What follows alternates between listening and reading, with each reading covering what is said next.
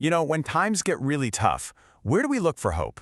Well, sometimes the answer isn't in what's next, but in what's already happened, buried deep in the past.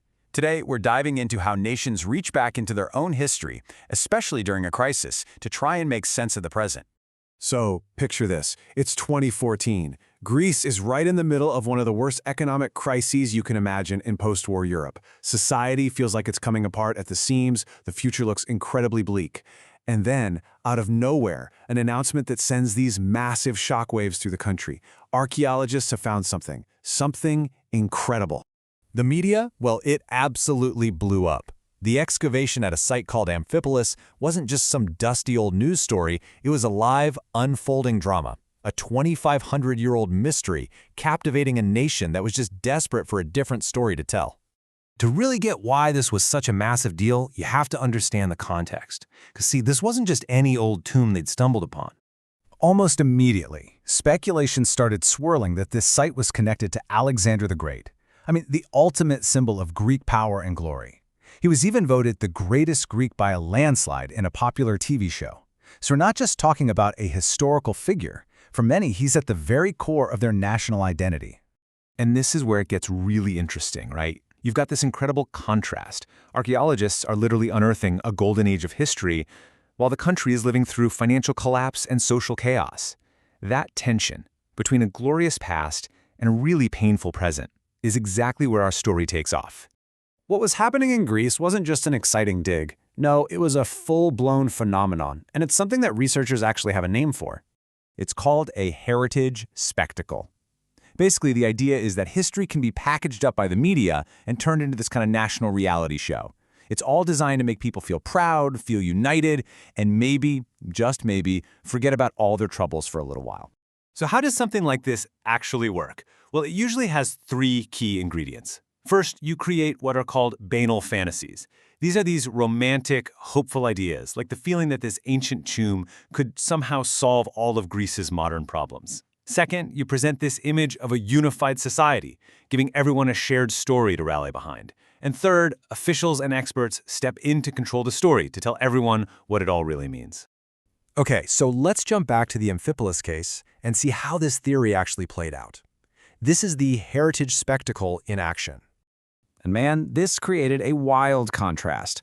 On one side, you had the media's version of events. Thousands of Greeks just glued to their screens, breathlessly waiting to find out if the tomb belonged to Alexander. But on the other side, you had the harsh reality of a society just drowning in disappointment and division. The spectacle was a powerful, powerful escape. And the claims, they became truly extraordinary. Newspapers started suggesting this discovery wouldn't just tell us about the past, but that it could actually change the future, influencing everything from political disputes to the country's economic destiny. It was being presented as this historical miracle cure. The scale of this was just immense. Get this, in one study of 400 newspaper articles about heritage from this time, a staggering 110 of them were exclusively about this one single dig. The media wasn't just reporting a story, it was building it into a national obsession. But here's the thing, a heritage spectacle isn't always some sudden, explosive media event. It can also be a slow, steady burn, a constant source of identity that works in pretty much the same way. For that, let's look at another really powerful symbol in Greece. The Hellenic Navy. For 200 years, its story has been one of pure resilience and strength. From the scrappy little fire ships of the War of Independence all the way to modern frigates, the Navy has consistently been this shining beacon of national pride through every major chapter of the country's history. So here's the crucial point.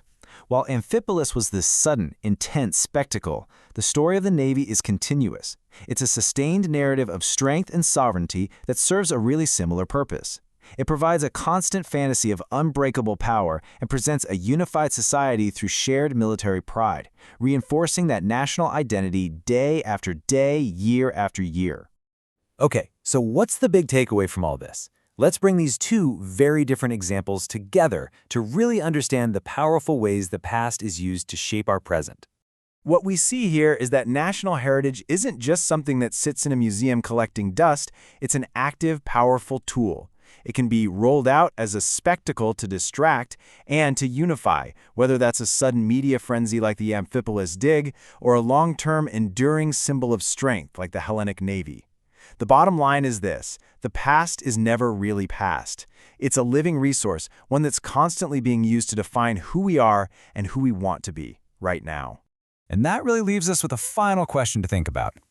Whether it's a dazzling new discovery or a legend that's been told for centuries, just look around. How is the story of your nation's past being told, and what purpose is it serving right now?